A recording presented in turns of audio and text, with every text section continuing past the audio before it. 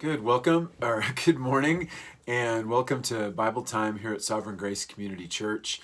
Today is December 17th, 2020, and I want to thank you for joining us today. I had mentioned 2 days ago that we were going to return to 1 Corinthians chapter 6, but I've changed my mind, and we're actually going to do a series here on fear, and we're going to kind of jump all over the Bible, which I know is a little bit different than what we usually do. Normally we focus on just one passage, and I'm entitling this series A Culture of Fear, and our jumping off point today scripturally is Hebrews chapter 9 verse 27, which says this, and inasmuch as it is appointed for men to die once, and after this comes judgment. Today we're going to be talking about man's judgment, or rather maybe we ought to say God's judgment. A few months back, just kind of want to relate an illustration of this fear. A few months back here in Northwest Colorado, before we had snow on the ground and extremely cold temperatures, my wife Sherry and I went for a hike one Saturday with our oldest son, who was out here visiting at the time, and we hiked up what is called Hans Peak, which is over by Steamboat Lake. I believe the height is almost 11,000 feet. It's not a super long hike, and not a real strenuous one, kind of a popular hike in our area. And so as we were hiking, and as you hike, you always naturally come across other hikers as they're coming down the trail. And several times on that day, I noticed that as we would approach, this didn't happen all the time, but it happened several times, as other hikers would be approaching us and we would be approaching them, they would step way out of the way and pull their ubiquitous masks up over their face and almost physically recoil at us as we passed by. Now, I noticed this several times that day, not by any stretch every hiker, and I had noticed it several times that summer, this past summer, as we were on various hikes as well. The one commonality in all of that is fear. These folks are fearful of this virus, but more importantly, and I think even more profoundly than the virus, being fearful of the virus, they are fearful of dying. This is one thing that I personally dislike about the Mass. To me, it represents man's fear.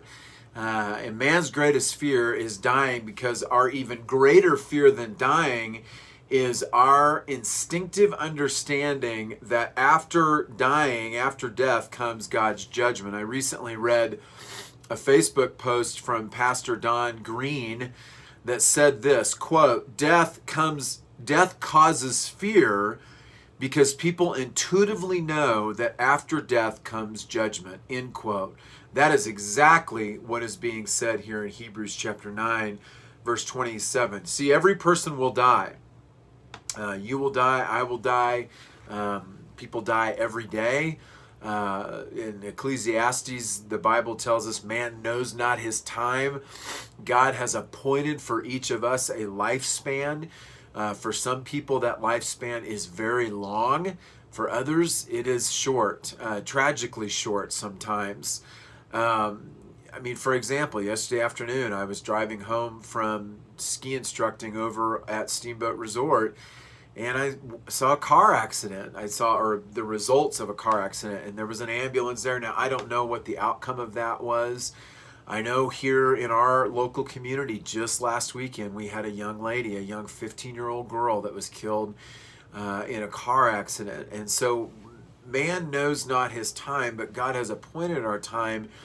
And so man is naturally fearful of that. Every person understands deep down, even if they deny it, that after they die, they have a divine appointment. And this is one appointment that we are all going to keep. Because after death, this verse says, comes judgment, which is also appointed by God. And since all men and women are completely unable to atone for their own sins, God's judgment then demands that they pay or have a substitute pay for them, and people intuitively know this. The fear that what we are witnessing or the fear that we are witnessing in our culture as a result of the COVID-19 virus is what Don Green refers to as a controlling fear. And I fervently believe this, and you witness this every day. This fear also appears rampant among some believers as well. 1 John 4:18 says, "There is no fear in love, but perfect love casts out fear, because fear involves punishment. And the one who fears is not perfected in love." In other words, the one who fears is either one of two things. They are either not saved, or they are an immature believer and they don't understand the depth of God's love. Don Green went on and said, "A controlling fear is a symptom of either an unbeliever being unreconciled to God, or a Christian being immature in his or her understanding of the love of God," end quote. As Christians, we are not to be controlled by fear, because the reality is that nothing in this world should really cause us fear if we believe that God is truly sovereign over all things, and that includes the span of our life. Now, we're going to continue this series this week, but I want to leave us with that thought today, that we are being controlled by fear. Yesterday afternoon, I was listening to a podcast, and they played a clip of a doctor on CNN that said, even after this vaccine is out, until we have 100% getting rid of this virus, we're still going to have to social distance and wear masks and not travel and this, that, and the other. And I thought, well, that's an impossibility. And so, but that's the fear that is controlling us today.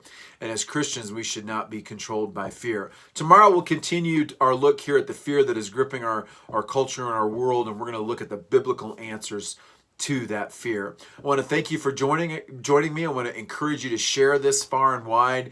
And I pray that you have a blessed day.